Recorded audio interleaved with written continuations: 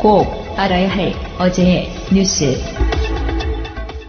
문재인 대통령은 북한산에 올라 일출을 보며 새해 첫 아침을 맞았습니다. 지난 한 해 폭우 피해 현장에서, 교통사고 현장에서 용감하게 생명을 구한 일반 시민 6명과 함께했습니다. 산행 뒤엔 청와대 관저로 초청해 함께 떡국을 먹었습니다. 일출 좋다는 곳은 미국으로 가서라도 많이 보고 그래서 히말라야 갔을 때도 실크로드 트레킹을 갈 때도 일출을 한다는 말. 문 대통령은 앞서 오늘 0시에 맞춰 서면으로 신년사를 냈습니다. 2018년 새해에는 공정하고 정의로운 대한민국을 만들라는 국민의 뜻을 더 굳게 받들겠다고 밝혔습니다. 이를 위해 과거의 잘못을 바로잡기 위한 노력을 지속하면서 삶의 질 개선을 최우선 국정 목표로 삼아 국민이 피부로 느낄 수 있는 변화를 만들겠다고 말했습니다. 나라를 나라답게 만드는 일이 국민 통합과 경제 성장에 더 큰 에너지가 될 것이라 확신한다면서 지난해 이어온 적폐청산이 통합을 저해한다는 일각의 비판에 대한 답도 내놨습니다. 문 대통령은 또 비혼모 시설 입소자와 AI 상황실이 꾸려진 나주시청의 직원, 남수단 한빛부대 의무대병장, 이라크 건설 현장의 근로자 등 13명과 전화로 신년 인사를 나눴습니다. 남조선에서 머지않아 열리는 겨울철 올림픽 경기대회에 대해 말한다면 그것은 민족의 위상을 과시하는 좋은 계기로 될 것이며 북한 김정은이 평창올림픽을 언급한 건 이번이 처음입니다. 김정은은 대표단 파견을 고려하고 있다며 사실상 참가 의사를 밝혔고 당국자 회담까지 제안했습니다. 우리는 대표단 파견을 포함하여 필요한 조치를 취할 용의가 있으며 이를 위해 북남 당국이 시급히 만날 수도 있을 것입니다. 실무 조율을 위한 당국자 회담이 열릴 경우 지난 2015년 12월 남북 차관급 회담 이후 2년여 동안 끊겼던 남북 대화가 다시 시작됩니다. 북한은 앞서 지난해 7월 우리 정부가 제안했던 군사 당국 회담과 남북 적십자 회담에도 아무런 반응을 보이지 않았습니다. 북한이 전향적으로 자세를 바꾸면서 향후 이산가족 상봉과 판문점 연락 채널 복원도 탄력을 받을 수 있다는 기대가 나옵니다. 김정은은 이어 남북관계 개선의 메시지도 던졌습니다. 정세를 격화시키는 일을 더 이상 하지 말자며 군사적 긴장을 완화하고 평화적 환경을 마련하자고 제안했습니다. 하지만 미국을 향해서는 압박 수위를 높였습니다.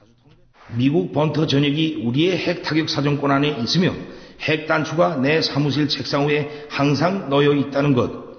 이는 결코 위협이 아닌 현실임을 똑바로 알아야 합니다. 핵무기의 실전 배치도 시사했습니다. 이미 그 위력과 신뢰성이 확고히 담보된 핵탄두들과 탄도로켓들을 대량 생산하여 실전 배치하는 사업에 박차를 가해 나가야 합니다. 정치권의 반응은 엇갈렸습니다. 민주당과 국민의당은 북한의 대화 제의를 환영하는 논평을 냈습니다. 자유한국당은 북한이 겁박과 동시에 평화 제안을 하는 이중적 행태를 보이고 있다며 문재인 정권은 더 이상 북한의 대화 국어를 멈추라고 주장했습니다. 새해를 맞아 현충원을 참배한 이명박 전 대통령은 임종석 대통령 비서실장이 특사로 아랍에미리트를 다녀온 것과 관련해 말을 아끼겠다고 했습니다. 내가 말을 안 하는 것이 국가에 도움이 되겠죠. 하지만 논현동 자택에서 기자들을 만난 자리에서는 사실상 하려던 말을 했습니다. 내가 이야기를 하면 폭로가 돼서 이야기할 수 없다고 밝힌 겁니다.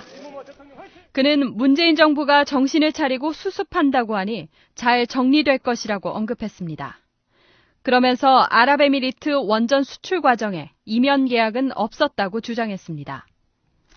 MB정부 당시 원전 수출과 관련한 이면 계약에 대해 박근혜 정부 시절 국정원이 뒷조사를 했다는 최근 보도를 의식한 발언으로 풀이됩니다.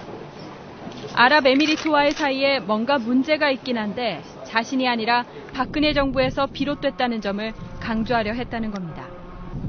하지만 청와대 관계자는 임종석 실장 특사 방문 시 아랍에미리트 측이 원전과 관련해 불만을 제기한 바가 없다고 재차 강조했습니다.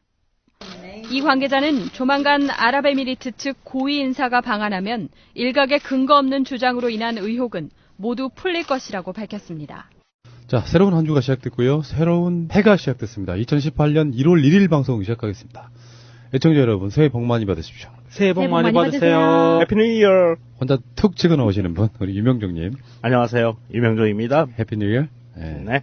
자, 다음에 야수님. 안녕하세요. 새해 복 많이 받으세요. 야수입니다. 자, 마차님. 안녕하세요. 마차입니다. 예. 자, 어서 들어오시고요. 제도로서의 민주주의가 흔들리고 구타는 일은 이제 없습니다. 민주주의가 밥이고 밥이 민주주의가 되어야 합니다.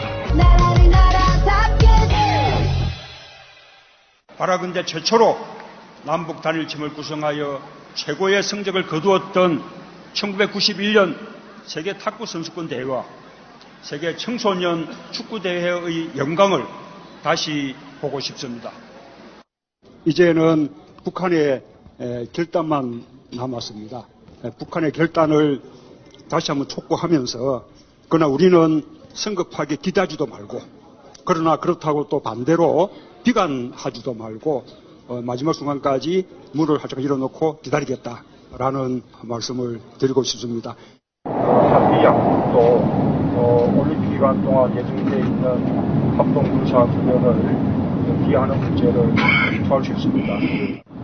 이미 나는 미국 측에 그런 제안을 했고 미국 측에서도 지금 검토하고 있습니다. 이것은 오로지 전적으로 북한에 달리는 문제라고 봅니다. 미국은 결코 나와 우리 국가를 상대로 전쟁을 걸어오지 못합니다. 미국 본토 전역이 우리의 핵 타격 사정권 안에 있으며 핵 단추가 내 사무실 책상 위에 항상 놓여 있다는 것. 이는 결코 위협이 아닌 현실임을 똑바로 알아야 합니다. 인민경제의 자립성과 주체성을 강화하는 데 총력을 집중하여야 합니다. 전력공업 부문에서는 자립적 동력기지들을 정비 보강하고 새로운 동력 자원 개발에 큰 힘을 넣어야 합니다.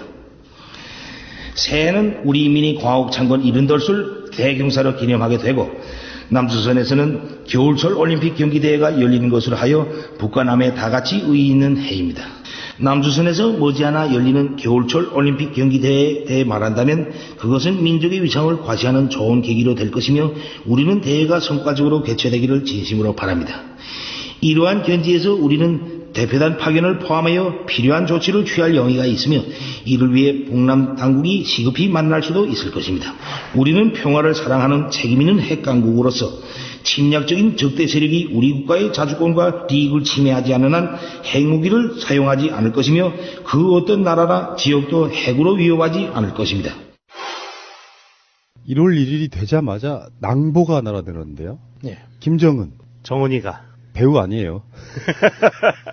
북한의 김정은이 평창올림픽 대표단 파견할 용이 있다. 남북 당국과 만날 수도 있다. 드디어 문재인 대통령의 인고의 시간이 빛을 보는 바로 그런 순간이었습니다. 박수 한번 주십시오.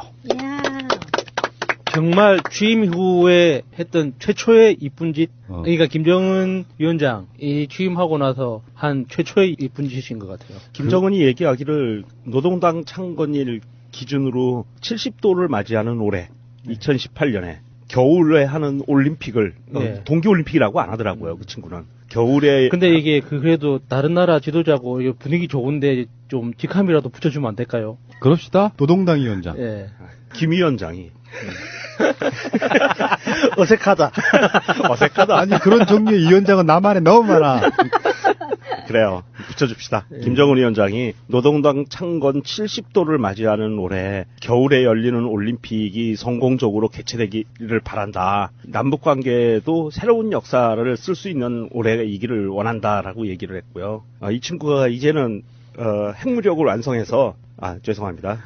김정은 위원장이 본인이 이제는 자기 테이블에 핵단추가 있어서 미국을 타격할 수 있으니까 미국은 꼼짝하지 마라 하면서 이제는 대화와 평화를 위해서 남북한이 남조선과 북조선이 협력해 나가야 된다라는 메시지를 발표를 했어요. 새해 첫날. 사실은 이제 예상하고도 있었지만 이건 굉장히 경천동지할 만한 사건입니다. 경천동지할 만한 사건인데 이게 왜 그러냐 하면 지금 이 김정은 위원장이 이 한 그 신년사 때문에 우리나라가 벌집수시 뒤집어졌어요. 특별한 거는 아니고 우리한테는 낭보인데 소위 그 매파라고 얘기하는 극골 보수를 찬양하는 그 교수라든지 학자들은 뭐라 그러냐면 큰일 났다. 왜요? 반응이. 이 사람들은 생각이 달라요, 우리하고. 이게 큰일 났다, 이제는.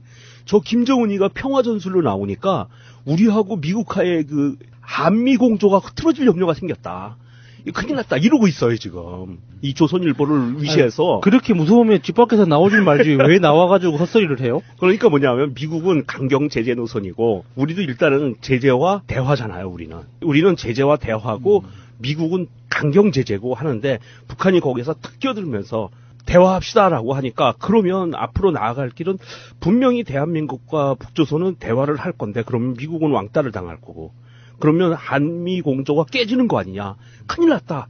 경천동지다 막 이러고 있어요. 그래서 뭐라 그랬습니까? 대략 요점만. 이게 10분짜리예요. 새해는 우리 인민이 공화국 창건 70도를 대경사 기념하게 되고 남조선에서는 겨울철 올림픽 경기 대회가 열리는 것으로 하여 북과 남의 다 같이 의의 있는 해가 될 것입니다. 올림픽이란 말은 대체할 말이 없나 보죠? 그것은 평창 동계올림픽은 민족의 위상을 과시하는 좋은 계기가 될 것이며 우리는 대회가 성과적으로 개최되기를 진심으로 바랍니다. 우리는 민족적 대사들을 성대히 치르고 민족의 존엄과 기상을 내외에 떨치기 위해서라도 동결 상태에 있는 북남 관계를 개선하여 뜻깊은 올해를 민족사에 특기할 사변적인 해로 빛내어야 합니다. 무엇보다 북남 사이에 첨예한 군사적 긴장 상태를 완화하고 조선반도의 평화적 환경부터 마련해야 합니다. 북과 남은 정세를 격화시키는 일을 더 이상 하지 말아야 하며 군사적 긴장을 완화하고 평화적 환경을 마련하기 위하여 공동으로 노력하여야 합니다. 이외에도 이제 10분짜리니까 엄청나게 많은 말을 쏟아냈는데 일단 인상평부터 한반도에 있는 모든 인류들 중에 가장 노후한 코스프레라더만요. 30대 초반의 느낌이 거의 50타 된 그런 느낌이었어요. 그러니까 할아버지를 본받으려고 애쓰고 있어요. 일부러 그렇게 하는 거라고. 일부러 그러는 줄. 그러니까 무게감이나 이런 거에 대해서. 그리고 목소리 전 처음 들어봤거든요. 맞아요. 목소리 처음 들어봤는데 목소리는 더 뭐라고 해야 되나요? 목소리 자체 더 늙은 나이 좀 든 느낌. 확실히 너무 젊은 나이라는 것을 이렇게 불식시키기 위해서라도 더 중후한 느낌, 무게감 있는 그런 느낌이었고 이걸 어떻게 봐야 되냐. 아까 명령님 말씀하신 거랑 연관 지어서 얘기를 하면 그럴만도 해요. 실컷 핵무기 다 만들어놨어. 다 만들었으니까 우리 볼일 다 봤다 이거지. 네. 우리 이제 평화로 가자 이렇게 하는 거잖아요. 그러니까 핵무기를 만드는 목적이 핵무기 그 자체에 있는 게 아니잖아요. 핵무기 만들었으면 그걸로 그 다음 밥을 챙겨야죠. 근데 방식이 다른 거죠 우리랑. 우리는 무기 안 만들고 평화인데 거기는 무기 다 만들어 놓고 평화. 이런 느낌이고. 저는 그 트럼프한테 한마디 한 거잖아요. 내 사무실 책상에 핵 누르는 버튼이 있다. 아 이거 좋았어요. 굉장히 상징적이죠.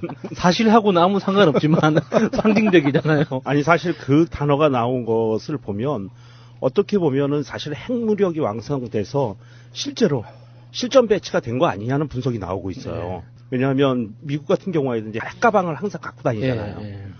발사하는 암호 코드가 그러니까 달려 있는. 트럼프도 그 말 하고 싶을 텐데 내 침실에 핵가방이 있다. 꼭 그렇지는 않아요. 김정은의 이야기 중에 앞으로 핵무기를 이제 생산하고 대량 생산하고 하는 거를 앞으로 하면 된다 이런 식의 대화가 나오기 때문에. 근데 문제는 김정은 자체가 이제 손을 내밀기 시작한 거예요. 그렇죠. 그러니까 격렬하게 싸웠던 트럼프하고는 바로 이렇게 꼬리 내리면 안 되니까 문재인 대통령한테는 손을 한쪽 내밀고 한쪽에서는 너 미국 너 가만히 있어. 너 여기 들어오면 죽어. 이쪽에 갈라치기 전술. 그거 맞는데 국제사회로 이렇게 나오기 시작하면 평창올림픽 잘 되길 바란다고 했는데 그 사이에 핵무기 발사하거나 그러진 않을 거 아니에요. 이제 다 했죠 이제. 필요한 건 다 했으니까 앞으로 이제 할 일이 없다는 뜻이죠. 그러니까 설계도 갖고 이제 제작만 대량 생산만 하면 되는 건데. 저는 이 신년사를 보면서 김정은이 문재인 대통령을 되게 만나고 싶어 한다는 느낌을 좀 받았거든요. 궁극적으로는 시진핑이겠죠. 요번에 중국에 가서 문재인 대통령이 중국 방문했을 때 그 중국에서 그러니까 문재인 대통령이 활동하는 모습을 보면서 어떻게든 중국하고 대한민국하고 북한하고의 어떤 삼각공조관계에 대한 새로운 구상을 했다고 짐작할 수 있는 거죠. 사실 이제 한반도를 기준으로 봤을 때 국제역학관계를 보면 참으로 애매모호한 관계예요.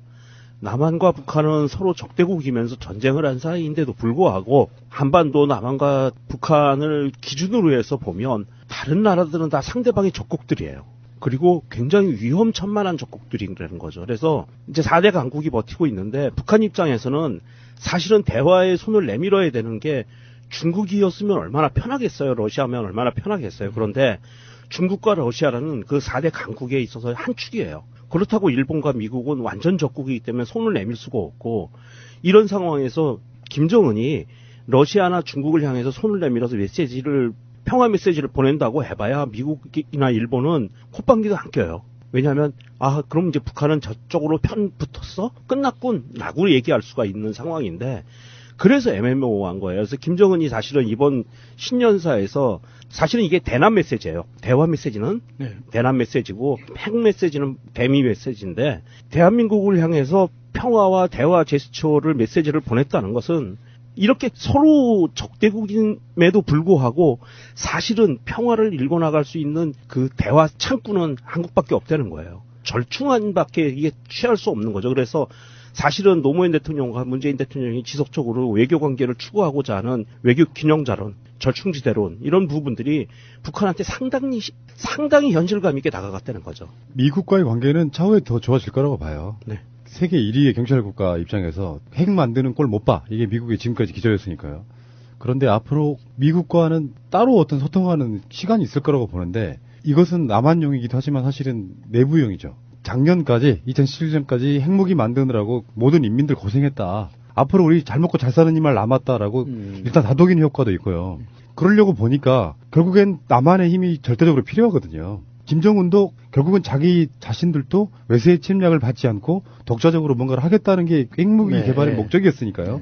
그런데 문재인 대통령이 지금까지 꾸준히 취임 전부터 계속 북한에 메시지 보내왔던 것들에 대한 화답이 우리 생각보다는 훨씬 빨리 나온 거예요. 여기서 이제 아무리 자유한국당 부류가 딴지를 걸어도 평화하겠다는데 뭐 어쩔 거야. 그러니까 대안이 없는 비판을 할 수가 없어요. 예를 들어서 북한이 저렇게 화해 제스처로 나오면 여기서 북한 핵무기 없애라고 말할 수는 없잖아요. 대안이 될 수가 없다고. 그러니까 니들이 핵무기를 갖고 있는 한 너희들이랑 대화 안 해? 이 방식은 사실상 불가능한 거예요.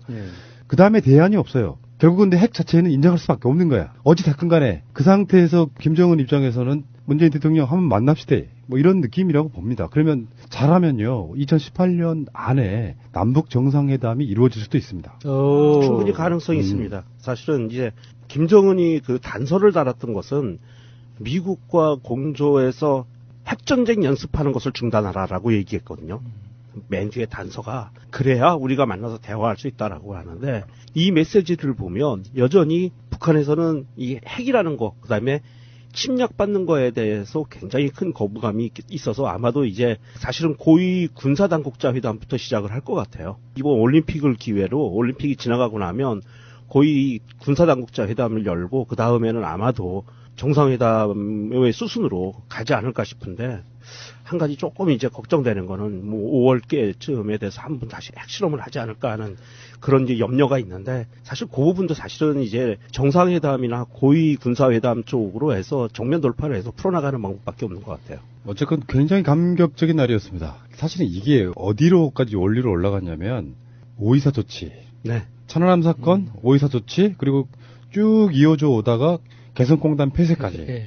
그 과정에 9년 가까이 얼어붙었던 남북관계가 사실상 풀리는 상태. 그렇죠. 1월 1일이 굉장히 획기적인 날이에요. 그래서 나중에 이제 1.1 발표? 성명? 이런 식으로 어떤 역사적인 의미가 좀 부여될 수도 있고, 이렇게 되면은 생각보다 굉장히 빨리 진행돼요. 그래서 그래, 북한 니들 이렇게 김정은이가 이야기했으면 이쪽 남한 쪽에서 그러면 평창 올림픽에 오기 위한 뭔가 실무적인 회담 비슷한 것도 해야 되고, 그러면서 내친 김에 우리 군사 아까 말한 회담도 하다가 보면 올해 한 겨울 좀 가을쯤에 한번 봅시다. 딱 좋네요. 가을 사진발 잘 받고. 정말 맥락 없는 유막. 그리고 오늘 김정은의 억양이나 말투, 그 액센트를 보면은 기존에 우리가 조선중앙TV에서 봤던 그런 악센트가 전혀 아니어서. 어떤 악센트였어요, 기존에는? 서울 사람. 약간 정말 서울 사람 흉내를 내는 것 같이. 그거를 이제 들으시는 분들도 좀 오해의 소지가 있는데, 북한의 표준어는 서울, 우리 대한민국 표준어하고 비슷해요. 그래서 방송에 나오는 거는 선동용 방송용 언어고요. 그 다음에 우리가 흔히 그 북한 사람들이 쓰는 말이라는 그 오해를 갖고 있는 거는 북한 말이 아니고, 사실은 현재에서는 옛날에 북한 말인데 현재에서는 조선족어예요. 중국에 사는 조선족 출신들이 쓰는 말이고, 북한은 표준어를 써요. 우리는 북한 사람들이 평소에 하는 말을 못 들었고 항상 뉴스로만 접해서 그런지 오늘 김정은이 했던 그 억양이나 이런 것들이 굉장히 새로웠고, 그리고 오히려 TV조선이 노동당 뉴스같이 더 선동적인 그 억양이 훨씬 더 북조선스럽더라고요. 조선중앙TV 닮아가죠. 자, 알겠고요. 오늘 그 10분 정도 연설을 제가 이렇게 쭉 보니까 확실히 제가 아까 말씀드린 것처럼 우리 핵무기 개발했으니까 앞으로 어떻게 잘 살 거라는 비전 제시하는 그런 시간이었거든요. 그 중에 이제 평창 올림픽 참가할 수도 있고 남조선에 덕담하는 거 보면은 굉장히 빨리 뭔가가 이루어질 겁니다. 2월 9일이 평창 올림픽이에요. 며칠 남지 않았습니다. 근데 실무적으로 어떤 한 나라가 새롭게 들어오는 부분이 있다면 IOC하고도 협의가 돼야 되고 여러 가지 과정이 있기 때문에 굉장히 빨리빨리 이루어져서 아마 우리가 그 뉴스를 전달하기도 바쁠지도 모른다 이런 말씀드리고요. 잠시 후에 다시 오겠습니다. 북한 피겨 간판인 렴대호 김두식조는 올림픽 출전권을 따놓고도 스스로 권리를 포기했습니다. 규정상 평창에 나올 수 없지만 국제올림픽위원회 IOC의 특별 조치로 와일드카드를 받으면 메달에 도전할 수 있습니다. 지난해 사포로 아시안게임에 참가했던 남자 쇼트트랙 선수들도 마찬가지고 크로스컨트리, 알파인 등 스키 선수들도 출전할 것으로 전망됩니다. IOC는 와일드카드 제공 조건으로 북한을 설득해온 터라 참가엔 전혀 문제가 없습니다. IOC가 북한의 어느 종목이 있는지 다 터질 수 있습니까? 원한다면 다 터질 수 있죠. 하지만 여자 아이스하키 등 단체 종목은 조금 어렵습니다. 4개 팀씩 2개 조로 편성이 확정된 터라 새로 한 팀을 추가하기 쉽지 않습니다. 북한이 우리와 단일팀을 구성하는 게 사실상 유일한 방법입니다. 상식적으로 팀 경기는 이미 조가 다 편성이 되어 있잖아요. 일정 다 나와버리고. 그렇게 추가적으로 할 수 있는 거는 할 수가 없을 거고요. 2005년 인천 아시아 육상대회 등에서 빼어난 외모와 독특한 율동을 선보였던 미녀 응원단 참가, 그리고 개폐회식 남북 공동 입장 등 깜짝 이벤트의 성사 여부도 주목됩니다. 새해가 되면은 꼭 여론조사 나오죠. 그 여론조사들을 보니까 2018년에 있을 전국 단위의 큰 선거, 지방선거가 있죠. 네. 지방선거에 있어서의 여러 가지 분위기도 좀 가늠할 수가 있고요. 그리고 개헌 관련한 여론조사도 있고요. 대통령의 중요 공약 중에 하나이기 때문에 그래요. 그래서 이번에 정세균 의장이 신년사 하면서도 그런 얘기 했더라고요. 대통령한테도 발의권이 있다. 헌법. 발의권이 있다. 예. 국회가 분발해야 된다. 뭐 이런 얘기도 했고. 지금 어디 뉴스를 잠깐 보니까 김성태가 큰일을 했다는 거야. 그게 뭐냐면은 6개월 더 연장하면 6월 말까지잖아요. 개헌 특위가. 예. 그러면 지방선거 끝나고 나서라는 거야.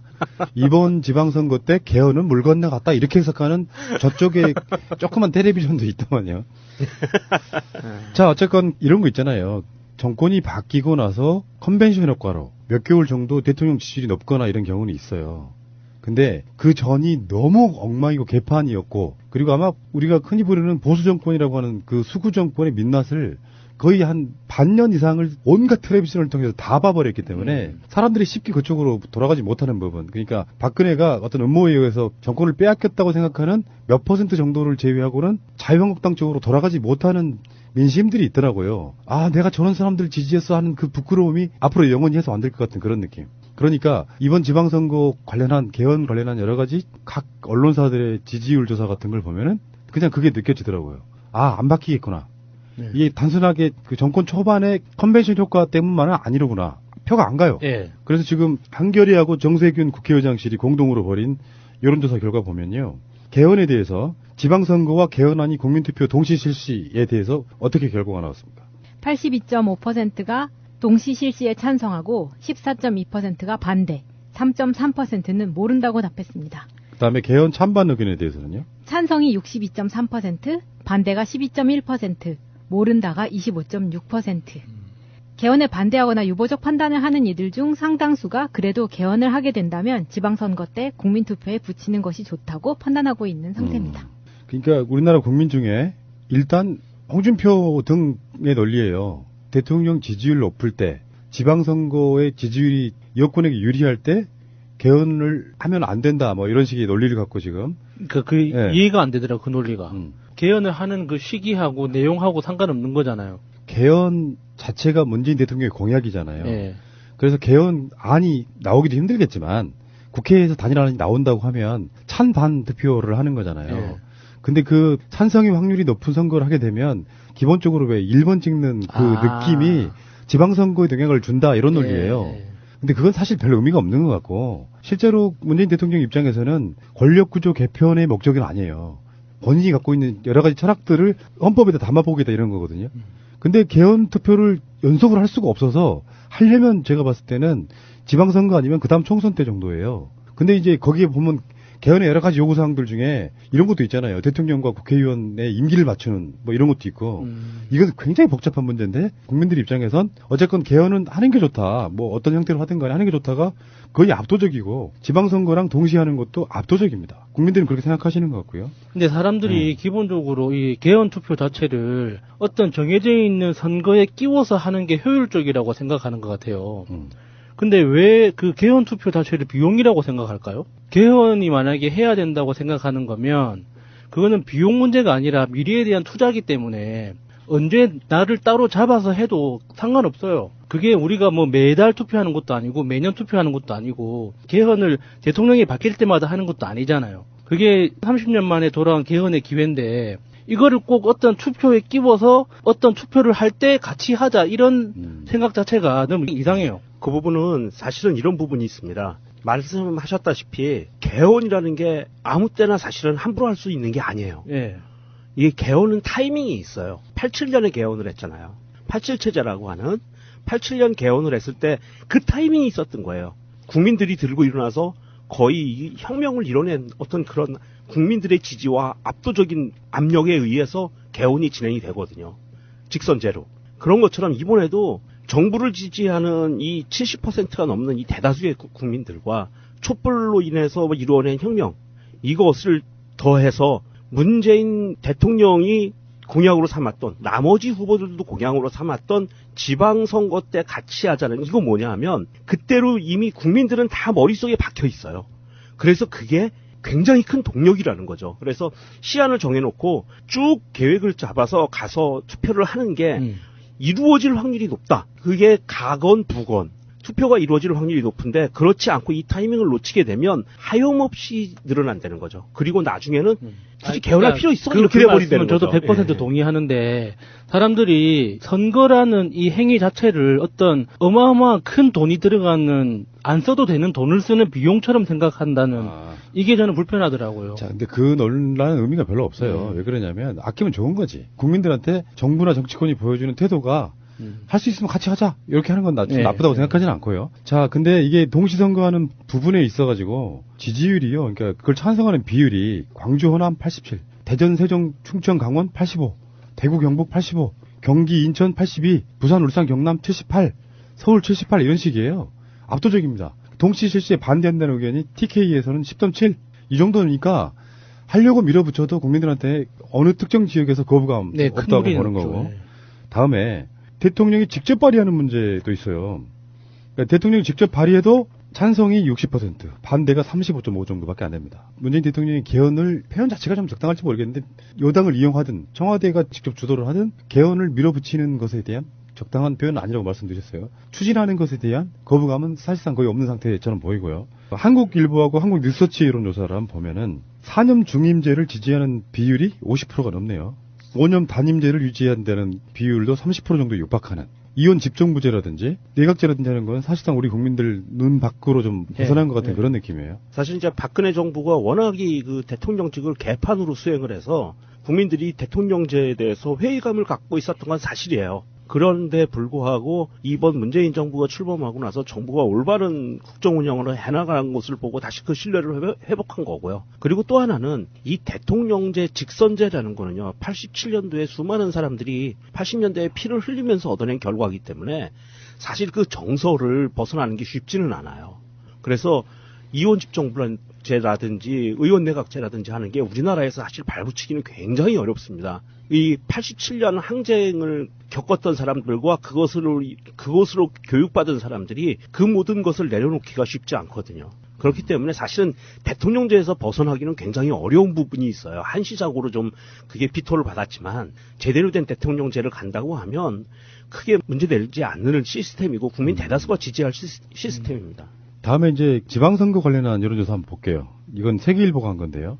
전체 응답자들 중에 42.8%가 이번 지방선거 때 민주당을 찍겠다. 물론 이제 지역적 편차는 있겠죠. 있는데 전반적으로 민주당 압승의 분위기가 나오고 있고요. 자유한국당이 8.2, 바른정당이 5.9, 국민의당 4.4, 정의당 4.2 이런 수준이고요. 국민의당 바른정당이 통합 후보를 낼 경우에도 민주당은 47.0, 통합신당 12.2, 자유한국당은 11.8 이런 식이에요.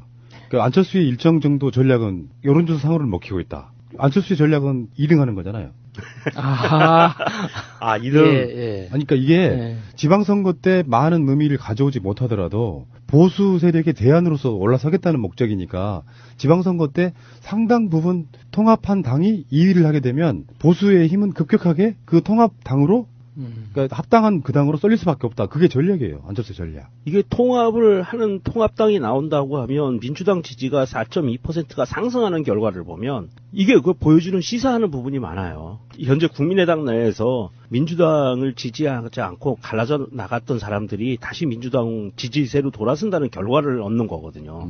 그렇다고 봤을 때 이 안철수가 사실은 냉정하게 얘기해서 얼마만큼 허무맹랑한 이야기를 하고 있는 건지 지금 보여주는 거거든요. 그리고 현역 시도지사에 대한 교체 여부를 묻는 질문에는 다른 후보를 지지하겠다는 대답이 50.9였는데요. 다른 후보를 지지하겠다는 응답이 높은 지역이 바로 TK와 PK예요. 62.7, 62.0. 그렇지 않아도 왜 최근에 이제 보수 언론들이 제기하는 여러 가지 중에 삼선 피로감, 그래서 뭐 박원순 시장 뭐에 대한 이야기도 나오는데 그런 측면 우리나라 분들 없지 않아 있어요. 연애 오래 하면 좀 질린다요. 권태기 이런 느낌이야.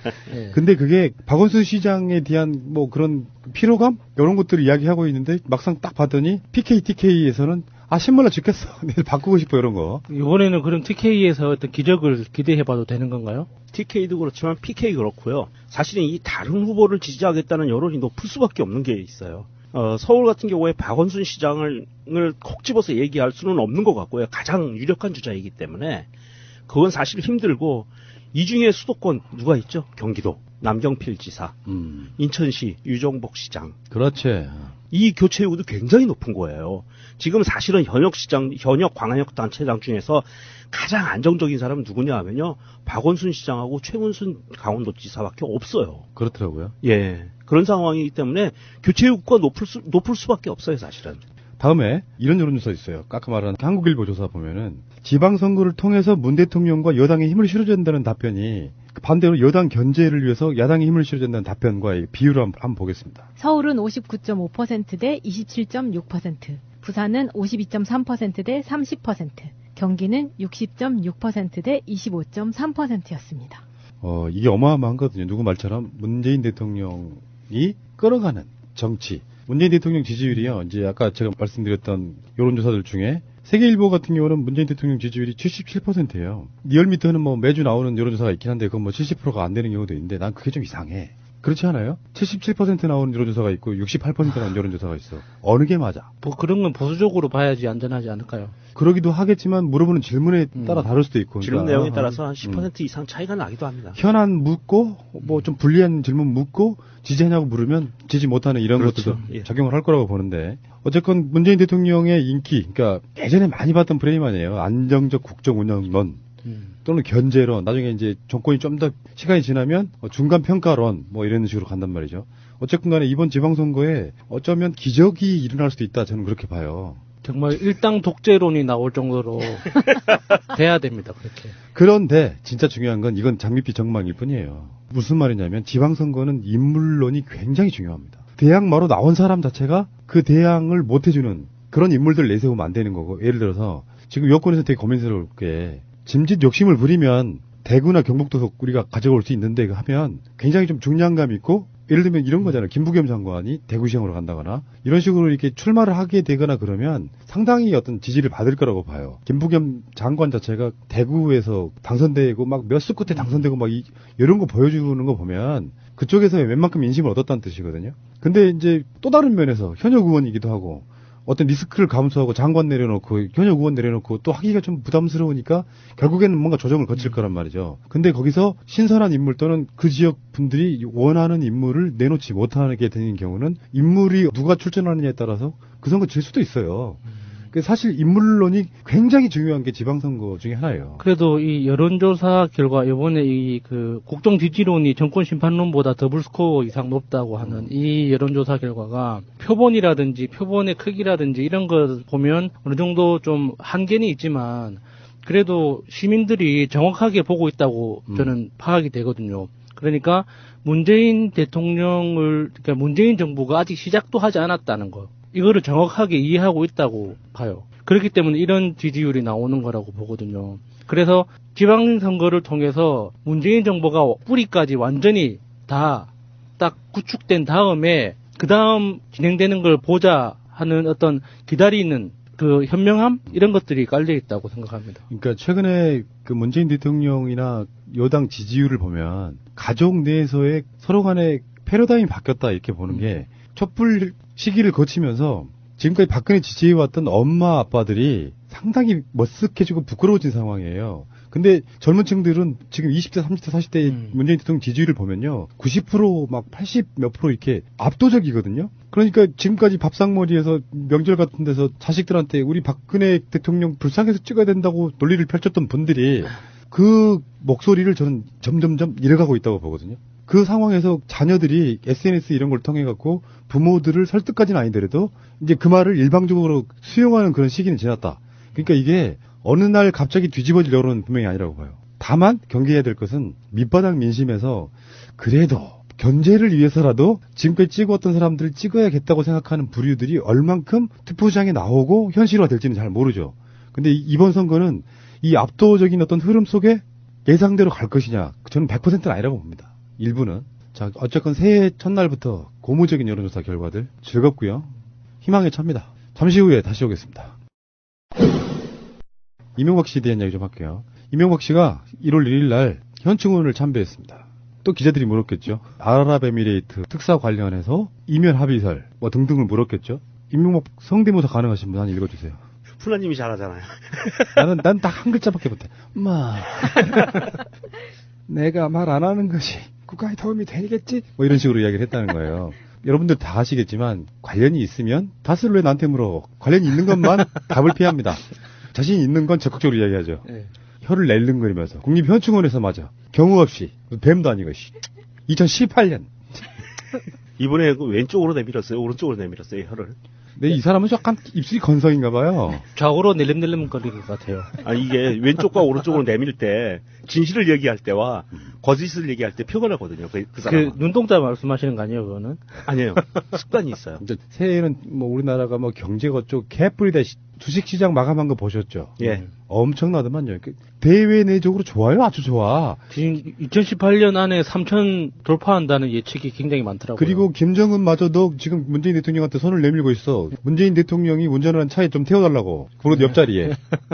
근데 지금 이명박은 뭐 국가를 걱정하고 뭐 전 세계적으로 우리나라가 뭐 어렵네 이런 개소리를 해봐야 주진우 기자의 말에 의하면 날마다 모여서 대책회의 한다잖아요. 특별히 저번에 왜 송년회 바로 전에 자기들끼리 모였을 때 불러 모으는 인사들 보면 그 당시에 민정수석, 검찰총장 이런 사람들 모아가지고 법적인 대응 준비하고 있는 거예요. 완전히 백조예요, 백조. 물밑에서는 막 뭔가 준비하고 있으면서 왜 그걸 나한테 물어? 이렇게 묻고 있다고. 현충원 참배 갈 때 뭐 김황식 옆에 이재호, 뭐 이동관, 최희중 이런 사람들이 쫄쫄쫄 따라다니는 거 보면서 정말 이게 아직도 빨아먹을 게 있나 싶더라고요. 요즘 이명박한테 뭐가 그렇게 대단한 게 있길래 아직까지 이렇게 줄을 서서 다니는가 싶은 저수지 있잖아요. 저수지. 큰 저수지. 아니야. 뭐 정치적인 도의적인 것도 있겠지만 서로 연락 잘 지내다가 무슨 수사 시작된다니까 연락 안 하는 것도 약간 도의적인 측면도 있겠지만 저번에 봤잖아요. 국정원 통해서 자기 편도 뒤쫓아 하는 사람들이에요. 적폐들은 뭉치에 사는 거예요. 우리 연말 송년회 때 그렇잖아요. 여기서 자리 비우면 나부터 까일 것 같으니까 화장실 못 나가고 이런 거랑 똑같이 자리를 비울 수 없는 거죠. 자, 근데 자유한국당이 참 스타일대로 임종석 실장의 문재인 정부의 탈원전 그래서 아랍에미레이트와 사이가 나빠졌다고 의혹을 제기했다가 지금 언론들이 일제히 단독 근데 알고 보니 단독도 아닌 진짜 웃긴 것 같아. 검찰이 원세훈 수사하는 과정에서 나온 정보를 갖고 하나씩 주면서 그래서 이제 열심히 기자가 들고 왔겠지. 보도국까지 와갖고 단독입니다. 방송을 냈는데 방송사 서너 개가 다 단독이라고 똑같은 얘기를 하고 있어요. 이게 뭐니 이게. 말하는 순간은 나만 단독 이런 거. 근데 어쨌든 간에 그렇게 이제 보도가 쏟아지니까 완전히 이게 반전이 됐어요. 이 사건 자체는. 그러니까 핵 폐기물 한국이 가져온다. 이면 합의. 근데 하나가 더 중요한 게 있더만요. 그게 아크부대 방문한 거랑 연관이 있는데 아랍에미레이트한테 우리나라의 특수부대인 문재인 대통령의 출신이기도 한 특전사에서 아랍에미레이트 군인들한테 군사적인 기술, 교본, 전술 이런 거를 가르치는 네. 그런 용도로 그쪽에 지금 가 있는 거잖아요. 아크 부대가 한 150명이. 그 우리나라 네. 그 특전 무술 그 굉장히 세다고 알려져 있잖아요. 그런데 이게 몇 년 지나고 나니까 배울 게 사라진 거예요. 그래서 좀 바꿔달라 했더니 잠깐만 생각 좀 해볼게 하고 지금 그게 또 몇 년 끌었다는 거야 박근혜 때. 그때 뿔이 나서 지금 뭐 원전을 뭐 한 해 뭐 하네 이런 식으로 이야기가 나온다. 이야기가 뭐 유력한 언론들이 보도를 하니까 전혀 맥락이 없지는 않을 것 같다는 생각이 들어요. 그렇게 되니까 자유한국당 김성태 같은 경우는 처음에는 조용했어요. 홍준표도 한 며칠은. 그러고 다시 꺼낸 게 뭐냐면 그것이 사실인지 임종석 실장이 우리가 처음에 이야기했던 게 사실인지 다 규명해보자. 이런 식으로 또 다시 또 물을 말아요. 물타기. 요즘은 김성태 의원은 모든 사건을 게이트를 붙이더만요. 예, 뭐 뭐든지 무슨 뭐 논란이 되고 있는 건 다 게이트라고 부르더라고요. 그러니까 문이라고 문. 예. 문 대통령의 문. 게이트. 근데 얘네들 이게 정말로 민주당하고 국민의당하고 정의당이 그래? 해보자. 그러고서 그게 국정조사 시작하면 어떡하려고 그러지 얘네들. 뻘쭘하니까 부끄러워서 어쩔 수 없이라도 그렇다고 깽깽할 수는 없잖아요. 아무튼 적폐 새끼들이에요. 보면 좀 조용히라도 있으면 어디가 반성이라도 하나보다 하는데 꼭 물을 타요. 그것이 사실인지 이것이 사실인지 한번 훑어보자 해놓고 막상 협상에 딱 하면 안 해. 질질 끌면서.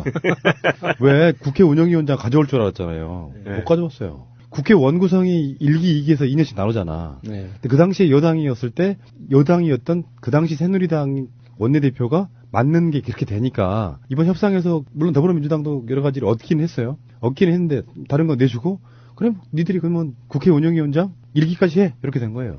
그거는 그러니까 저번에 명종님도 한번 말씀하셨지만 국회의원들이 잘못한 거고 기본적으로 국회 운영 시스템에 대해서 법률로 규정을 안 해놨기 때문에 이런 사태가 생기는 건데 이 이번에 자유한국당의 양아치 짓이 사실 상상을 넘는 도를 지나쳐도 너무 한참 지나친 거예요. 대한민국 국회가 만들어진 이래로 그런 지금 이런 양아치 짓을 하는 걸 본 적이 없거든요. 항상 그 국회의원들끼리는 그 선수들 사이에서의 선수들끼리의 룰이 있었기 때문에 그 룰에 따라서 지금까지 싸우더라도 그 룰은 지키면서 왔는데 이번에 자유한국당은 그것도 완전히 깡그리 무시하는 거예요. 그러니까 지금 이 어떻게 대응할 방법이 없는 거죠. 양아치 짓을 해도 정도가 있지. 자, 어쨌든 뭐 그런 상황이고요. 결국엔 이명박이 저질러 놓은 일들이 다 비밀리에 붙여질 것 같았지만 지금 다 드러나고 있는데 핵폐기물을 한국으로 가져온다. 이게 사실이라면. 그러면서 원전 관련한 리베이트 일부는 드러났잖아요. 원세훈 전 원장이 얼마를 받았네 마네 이런 식으로 이야기하고 있는 거고. 그 다음에 지금 다스 이야기로 잠깐만 넘어갈게요. 다스 격리 직원이 횡령했다 하는 그 격리 직원 있잖아요. 보도를 보니까 그 회사를 잘 다니고 있어. 정말 어이가 없더라고요. 그 회사 잘 다니고 있어요. 그것도 똑같은 격리 일을 하면서. 조모 씨가 횡령한 게 120억 정도 되는데 5억 원 중에서 5억 원은 조 씨와 협력업체 격리과장 이모 씨가 유흥비와 생활비 등으로 사용한 것으로 파악됐다. 이게 이제 특검 때 이야기인데. 근데 이 사람이 세상에 회사에서 돈을 100억이 넘는 돈을 횡령한 사람인데 회사도 다니고 있고 처벌도 안 받아. 회사가 명절 때마다 선물 같은 거 싸들고 들어가. 이게 정말 웃기는 상황인 게 이게 여기 나온 협력업체 격리과장 이모 씨라는 사람이 누구냐 하면 이 조 씨한테 다스 격리 직원 조 씨가 그 비자금을 형성하는 임무를 받았을 때 이 협력업체 격리과장 이모 씨 이 사람이 자기들 가족의 명의를 동원해서 계좌를 만든 거예요. 차명 계좌를 제공해 준 사람이에요. 예, 이 사람이에요. 그래서 이 공범들이거든요. 근데 처벌은 안 받아요. 그러니까 정호영 특검도 희한하죠. 격리팀 그 여직원 조모 씨의 개인 비리로 결론을 내렸는데 처벌은 안 해. 그러니까. 그리고 회사도 처벌을 안 해. 120억은 받아서 그나마 줘서 감사합니다. 그러고 처벌 안 하나? 그러면 썼다고 하는 5억 원은 그냥 수고비였을까요? 이자였다잖아요. 커미션이라고 봐야죠. 한 110억에 15억 이자가 붙어가지고 그 125억이 됐는데 그 15억 이자 중에 5억을 쓴 거라고 하니까 원래 없던 돈이라서 봐줬나 봐요. 그 와중에 광물자원공사 이게 이제 이명박의 자원외교의 전진기지? 그렇죠. 예. 파산이기에 지금 투자를 47억 달러 했고요. 이게 우리나라 돈으로 얼마쯤 돼요? 47억 달러면 4조 5조 정도 되는 거네요. 근데 회수액은 4.6억 달러예요. 10%도 안 되네요. 네. 내년 만기 금융부채가 7,403억인데 이게 지금 국회에서 부결시켰어요. 좀 도와줄까 하고 국회에서 했는데 국회에서 부결돼가지고 그 1조 원 추가 지원해서 뭔가 할 수 있게 하려고 그랬는데 국회에서도 그냥 이거를 부결시켜버리고 나니까 실제로 이제 여기는 파산밖에 남지 않은 상황이에요. 다른 방법이 없어요. 네, 광물자원공사 파산 이슈에 대해서는 이명박 정부 말 때 임기 마지막 해부터 계속 매해 국회에서 이슈가 됐었거든요. 그래서 이 일종의 이제 그 수액 꽂아주는 것처럼 자본금을 2천억씩, 3천억씩, 많을 때는 5천억씩 계속 유상 증자를 하면서 버텨왔어요. 그래서 그 여신 금액을 이제 예를 들어서 자본금을 3천억 증자를 하면 여신 금액을 5천억 올려서 이제 전체 유동성을 유지시키는 방식으로 매해 버텨왔거든요. 그래서 2013년, 2014년, 2015년 이때도 항상 예산 전국에서 항상 5천억씩 증자를 해야 된다고 정말 눈물로 호소를 했었어요. 이게 직원들을, 그러니까 노조도, 왜냐하면 자기들 직장이 걸려있는 문제이기 때문에 노조도 그러니까 협조할 수밖에 없거든요. 그러니까 회사 사장들부터 노조 막내까지 국회에 와가지고 거의 눈물을 글썽이면서 막 빌어요. 안 그러면 우리들 굶어 죽는다고. 그래서 이게 원래 이제 광물자원공사가 5천억을 신청을 하면 2천억으로 이렇게 조정해서 예산을 올리고 이런 방식으로 했는데 요번에 진짜 과감하게 이렇게 인정해서는 안 된다. 왜냐면은 이명박이 처음에 꽂았던 자주개발률이라는 지수가 있어요. 그러니까 원래 교과서상 자주개발률이라는 건 우리가 자원이 없잖아요, 대한민국은. 그래서 해외에서 자원을 개발해서 가지고 들어오는 비율이 얼마인가에 대해서 평가를 하겠다라는 건데 실제로는 금융 수익률이 얼마인가를 가지고 평가를 한 거죠. 그래서 일종의 헤지펀드 투자를 했던 거예요. 그래서 이게 우리는 헤지펀드 투자에 대한 경험이 없잖아요. 그리고 헤지펀드라고 그냥 명목상으로 그러니까 간판 헤지펀드라고 딱 놓고 들어가면은 악랄하게 수익률을 가져올 수 있을 텐데 이거는 국가 공기업이 공적으로 투자를 하는 거기 때문에 헤지펀드처럼 움직이지를 못했던 거예요. 그래서 갖가지 안 좋은 규제는 다 받아가면서 억지로 돈을 밀어 넣으니까 다시 수익이 안 돌아오는 거죠. 아이고 참 이게 정말 이런 법도 만들어야 돼. 그게 모든 게 정책 실패로 몰아가면 어떤 대통령이 나쁜 의도를 갖고 있는 사람들이 왔을 때 이게 그렇잖아요. 대통령은 그런 뜻이 없는데 자원광물공사 이런 데 사장이 그런 의도를 갖고 했다면 그 사람 바꾸거나 구상권 청구하면 되는데 대통령의 전반적인 정책을 뭔가 물어내기는 굉장히 힘든 부분이 있잖아요. 이건 도대체 투자를 해가지고 하나같이 다 실패를 했다면 성공 건수가 하나도 없잖아 지금. 이거는 뭔가 특별법을 만들어서 조사해야 된다고 보거든요. 10%? 투자한 돈의 10%만 건져? 그것도 뭐 100억의 10%도 아니고. 개약. 네. 근데 이제 걱정되는 건 한 가지는 이거예요. 사실은 이제 이게 파산 절차를 밟아갈 확률이 높은데 해외에 있는 투자했던 곳들도 파산 절차를 밟는 거거든요, 같이. 네. 그랬을 때 쟤네들이 저질렀던 일들에 은닉되는 부분들, 증거가 은닉될 수 있는 위험성들도 있고요. 그리고 사실은 아까도 야수님도 얘기했지만 광물공사 막내까지 와서 눈물을 글썽이면서 빌었다고 그러는데 광물자원공사에 있는 그 책임 있는 사람들을 양심 선언한 사람 한 명도 없어요. 여기서는 돈만 대주는 용도의 뭐 그런 역할을 한 것 같고 실제로 나머지 아까 말한 10%밖에 안 남았는데 90%를 누가 가져갔느냐 그걸 파야 되는데 말이죠. 그렇죠. 이거 광물자원이라는 거의 특징이 그러니까 석유도 마찬가지지만 우리가 1조 원을 어떤 나라에 예를 들어 이라크에 1조 원을 투자했다고 쳐요. 그러면 1조 원어치 기름을 가지고 나올 수 있느냐 그게 불가능하거든요. 대부분의 자원들은 국외 반출이 금지되어 있기 때문에 우리가 투자를 했다고 해서 그 자원을 가지고 나올 수 있는 게 아니에요. 그래서 돈으로 받는단 말이죠. 결국엔 그 돈으로 또 돈을 주고 사야 돼요. 그러니까 자주개발률이라는 이 평가 지수 자체가 굉장히 허상인 거죠. 어떻게 보면 되게 간단한 스킬일 수도 있어요. 실제 평가액은 만약에 100억밖에 안 되는 걸 1000억에 사는 방식으로 그렇게 했다라고 보는 게 가장 맞을 것 같고요. 알겠습니다. 국민들은 국가의 존재 이유가 무엇이냐고 물었습니다. 어려울 때 국가가 지켜주고 있다는 믿음을 줘야 그것이 국가의 존재 이유입니다.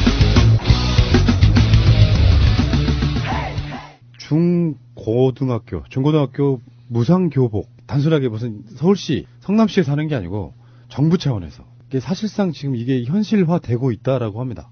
결론이 아직 난 건 아니지만 지자체들이 뭐 어느 지역 하면은 교복 무상으로 주더라, 어느 지역 하면은 안 주더라 이런 방식이 아니고 정부 차원에서 교복을 무상으로 주는 방안이 지금 상당히 유력하게 거론이 되고 있다 이런 거예요. 그런데 이 무상교복이라는 이름은 누가 지은 걸까요? 예전에 그 무상급식 관련해서 지금은 의무급식이라고 이름을 다르게 부르잖아요. 그런 것처럼 이렇게 무상교복이라는 이 어감이 좀 이상하더라고요. 공짜로 주는 게 아니잖아요. 부모님들이 낸 세금으로 이 십시일만 해서 국민들이 만들어주는 건데 이거 공짜로 쓰는 것도 아니고 또 나중에 우리가 살아가면서 학생들이 또 어른이 돼서 세금을 내면서 또 갚을 거잖아요. 의무교육이라고 부르면서 의무교육에 들어가는 소반되는 나머지 것들은 왜 다 공짜라는 개념을 근데 그럴까요? 그 영어의 문제는 뭐 받아들이기 나름으로는 무상이라는 것 자체가 뭐 시혜를 베푸는 것 같아서 싫다고는 하는데 너무 일반 명사화돼버린 그런 부분이라서 그건 핵심은 아니고요. 어쨌건 간에 교복이 갈수록 비싸진다면서요. 우리는 그런 교복을 안 입어봐서 이렇게 그 양복 재킷 같은 거 우리는 그런 교복은 안 입어봤잖아요. 저도 교복은 입었었는데 얼마인지는 모르죠. 우리 때는 후크 채우는 검은색 일본식. 차이나 일본식 영화에서 후크 채우는 까만 거, 모자 쓰고 그거 까만 거. 영화 친구에 나오는 그 강남 이런 데 나오던 그런 교복을 입었었는데. 역사 속 인물들과 방송하는 것 같네요. 그런데 이게 사실 요즘 중고등학생들 교복은요. 봄, 여름, 가을, 겨울 다 입어야 되잖아요. 옷을. 그럼 한 4, 50만 원 들어가요. 최소한. 전체 다 해서 사계절. 네. 그것도 최소. 춘추복이 있을 거고 겨울옷도 있을 거고. 재킷 입고 그래가지고. 거기 패딩 또 한두 개 추가하면. 패딩은 사복이니까 빼고. 그래서 그 교복이 그 정도 들어가고 그것도 바지를 뭐 여벌로 몇 개를 더 한다든지 그러면 거기서 플러스 알파가 되는 거예요. 블라우스 같은 것도 두세 벌 더 해야 되고. 그럼 굉장히 비싸고요. 사실은 이게 그냥 정부 차원에서 그냥 그 협의를 들어가는 게 아니고 이게 성남시하고 용인시가 이제 안건이 올라왔는데 이거 안건 요청이 들어온 거를 그동안 박근혜 정부에서는 씻고 있었잖아요. 그리고 안 돼. 그러고 있었는데 이번 정부에 들어와서는 이것을 그러면 이게 해결이 안 되고 있으니 국무총리실에서 이거를 주관해서 검토하겠다라는 입장인 거예요. 그러니까 국무총리가 검토하겠다는 거는 정부가 검토하겠다는 거고 정부가 검토해서 오케이 사인이 떨어지면 용인과 성남이 아니라 대한민국이 되는 거예요. 이게 확대가 되는 거랍니다. 그래서 지금 이렇게 검토되고 있고 사실은요 이게 교복이라는 게 돈이 많고 적고를 떠나서 아이들한테 물론 이 교복을 이쁘게 입히면 좋지만 부모들은 굉장히 신경 쓰여요. 이 교복을 준비시켜 주는 게 왜냐하면 아이들 매일 공 차고 오면 바지 찢어져가지고 오고 뭐 이러거든요. 그리고 수시로 구할 수 있는 옷도 아니에요. 항상 또 교복을 산 곳에 이렇게 쫙 사이즈별로 비치해 놓지도 않아요. 근데 그게 문제는 저희 때만 해도 브랜드 교복이 없었거든요. 그냥 학교 앞에 있는 교복 집에 가서 맞추면 됐는데 어느 순간 이게 브랜드화가 되면서 이 같은 교복이어도 어느 브랜드에 따라서 또 가격이 달라지고 그 애들 사이에서도 브랜드 까보게 되고 막 이런 것들을 하는 거예요. 정권 바뀌는 것을 실감하는 게 이런 거죠. 적폐청산 우병우가 들어가는 건 보도로만 보지 우리가 우병우를 보는 것도 아니고요. 네, 그렇죠. 앞으로 2018년은 적폐청산과 함께 일상생활에서 달라지는 것들이 꽤 있을 거라고 생각이 들어요. 예, 맞습니다. 정권 바뀌는 효과라고 생각이 들고요. 꼭 알아야 할 어제의 뉴스. 문재인 대통령은 북한산에 올라 일출을 보며 새해 첫 아침을 맞았습니다. 지난 한 해 폭우 피해 현장에서 교통사고 현장에서 용감하게 생명을 구한 일반 시민 6명과 함께했습니다. 산행 뒤엔 청와대 관저로 초청해 함께 떡국을 먹었습니다. 일출 좋다는 곳은 일부러 가서라도 많이 보고 그래서 히말라야 갔을 때도 꼭 알아야 할 어제의 뉴스. 문재인 대통령은 북한산에 올라 일출을 보며 새해 첫 아침을 맞았습니다. 지난 한 해 폭우 피해 현장에서 교통사고 현장에서 용감하게 생명을 구한 일반 시민 6명과 함께했습니다. 산행 뒤엔 청와대 관저로 초청해 함께 떡국을 먹었습니다. 일출 좋다는 곳은 일부러 가서라도 많이 보고 그래서 히말라야 갔을 때도 실크로드 트레킹을 갈 때도 유출한다는 말입니다. 문 대통령은 앞서 오늘 0시에 맞춰 서면으로 신년사를 냈습니다. 2018년 새해에는 공정하고 정의로운 대한민국을 만들라는 국민의 뜻을 더 굳게 받들겠다고 밝혔습니다. 이를 위해 과거의 잘못을 바로잡기 위한 노력을 지속하면서 삶의 질 개선을 최우선 국정 목표로 삼아 국민이 피부로 느낄 수 있는 변화를 만들겠다고 말했습니다. 나라를 나라답게 만드는 일이 국민 통합과 경제 성장에 더 큰 에너지가 될 것이라 확신한다면서 지난해 이어온 적폐청산이 통합을 저해한다는 일각의 비판에 대한 답도 내놨습니다. 문 대통령은 또 비혼모 시설 입소자와 AI 상황실이 꾸려진 나주시청의 직원, 남수단 한빛부대 의무대병장, 이라크 건설 현장의 근로자 등 13명과 전화로 신년 인사를 나눴습니다. 남조선에서 머지않아 열리는 겨울철 올림픽 경기대회에 대해 말한다면 그것은 민족의 위상을 과시하는 좋은 계기로 될 것이며 북한 김정은이 평창올림픽을 언급한 건 이번이 처음입니다. 김정은은 대표단 파견을 고려하고 있다며 사실상 참가 의사를 밝혔고 당국자 회담까지 제안했습니다. 우리는 대표단 파견을 포함하여 필요한 조치를 취할 용의가 있으며 이를 위해 북남 당국이 시급히 만날 수도 있을 것입니다. 실무 조율을 위한 당국자 회담이 열릴 경우 지난 2015년 12월 남북 차관급 회담 이후 2년여 동안 끊겼던 남북 대화가 다시 시작됩니다. 북한은 앞서 지난해 7월 우리 정부가 제안했던 군사 당국 회담과 남북 적십자 회담에도 아무런 반응을 보이지 않았습니다. 북한이 전향적으로 자세를 바꾸면서 향후 이산가족 상봉과 판문점 연락 채널 복원도 탄력을 받을 수 있다는 기대가 나옵니다. 김정은은 이어 남북관계 개선의 메시지도 던졌습니다. 정세를 격화시키는 일을 더 이상 하지 말자며 군사적 긴장을 완화하고 평화적 환경을 마련하자고 제안했습니다. 하지만 미국을 향해서는 압박. 전날 단상에 올라 수상소감을 말하던 애진이는 세월호에서 탈출하여 살아남은 당시 단원고등학교 2학년 1반이었던 강혜진이라고 합니다. 포를 든 시민들이 대한민국을 참 변화시켰고 당차고 멋졌습니다.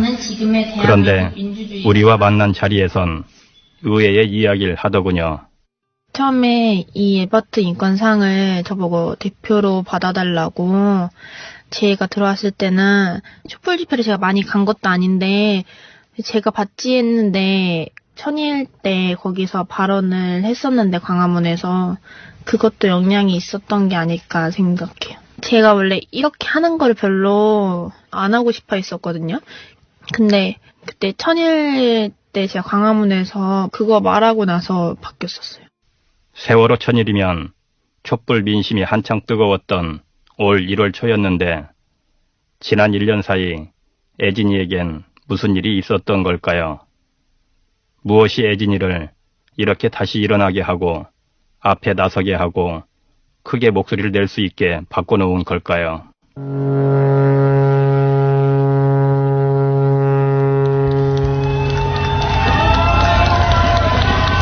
네, 안녕하세요. 2학년 7반 김진태입니다. 안녕하세요. 2학년 5반 박준영입니다. 지난 1월 7일 광화문 광장에선 촛불이 뜨겁게 타올랐고 그 한쪽에 세월호 참사 천일을 기억하는 자리도 마련됐습니다. 세월호에서 살아남은 몇몇 아이들이 무대에 올랐는데요. 애진이도 그중 하나였습니다. 안녕하세요. 2학년 1반 장혜진입니다. 저희가 여기 이곳에 서서 시민 여러분들 앞에서 온전히 저희 입장을 말씀드리기까지 3년이라는 시간이 걸렸습니다. 친구들이 너무 보고 싶어 사진과 동영상을 보며 밤을 새기도 하고 꿈에 나와 달라고 간절히 빌면서 잠에 들기도 합니다.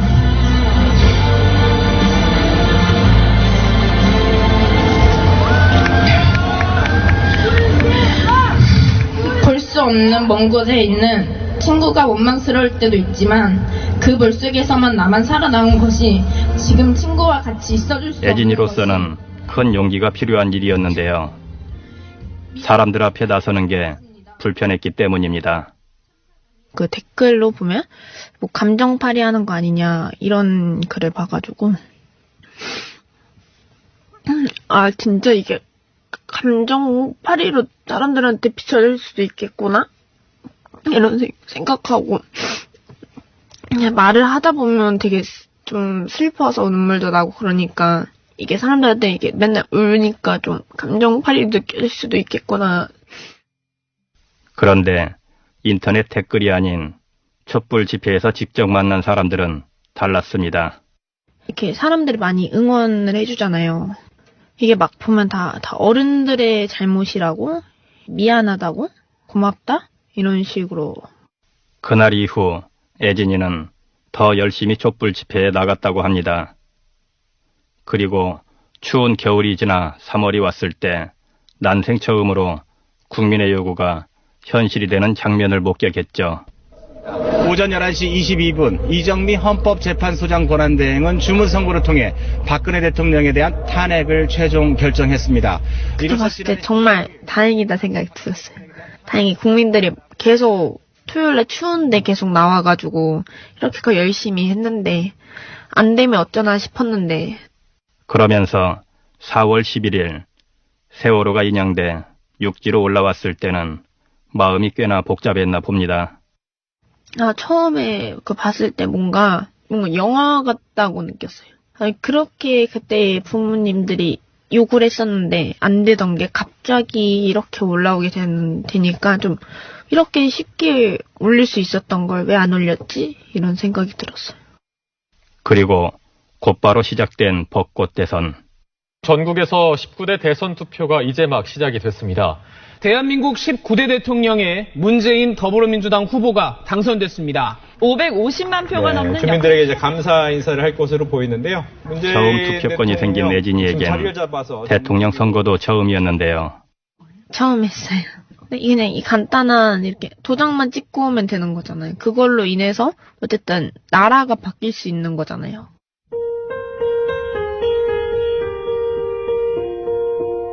새로운 정권이 들어선 이후 우리 사회는 많은 변화를 겪었습니다.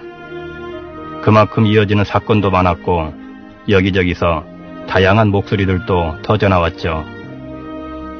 하지만 애진이는 여전히 그 모든 것들을 세월호와 연관짓고 있었습니다.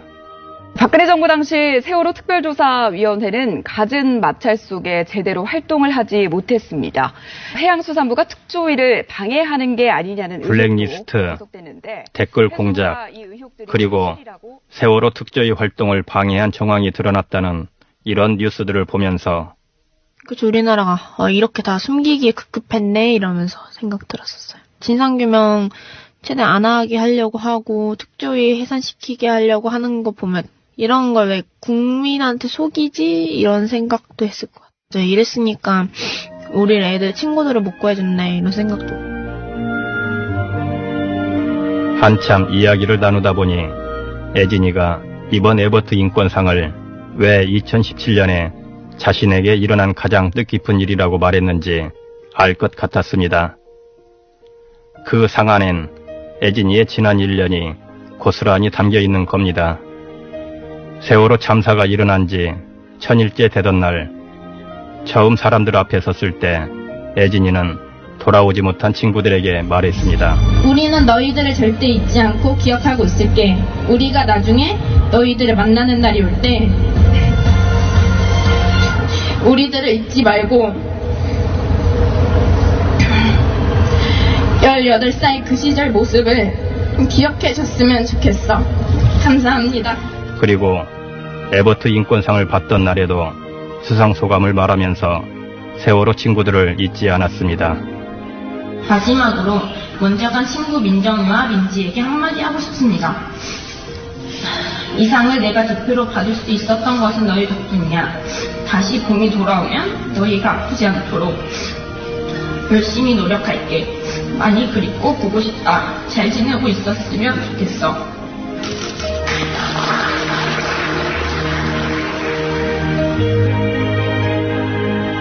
지난 1년 시린 겨울 수많은 촛불들 속에서 민주주의 의미를 온몸으로 느끼고 제 손으로 직접 대통령도 뽑아보면서 애진이는 단원고 생존 학생에서 희망을 이야기하는 21살 청춘으로 훌쩍 자라 있었습니다.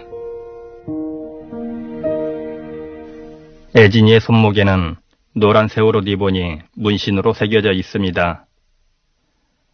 기억해야 할 것 같아서, 볼 때마다 아프지만 그래도 잊지 말아야 할 것 같아서 지워지지 않는 문신을 새겼다는군요. 당연히 모든 사건이든 다 안 잊는 게 중요한 것 같아요. 이 사건이 잊혀지면 그 제 친구들도 잊혀지는 거니까 그래서 안 잊혀졌으면 좋겠어요. 이런 애진이의 마음 멀리 있는 친구들은 알까요? 위에서요? 아, 모르겠는데. 근데 고맙다고 생각해 주지 않을까요? 그래도.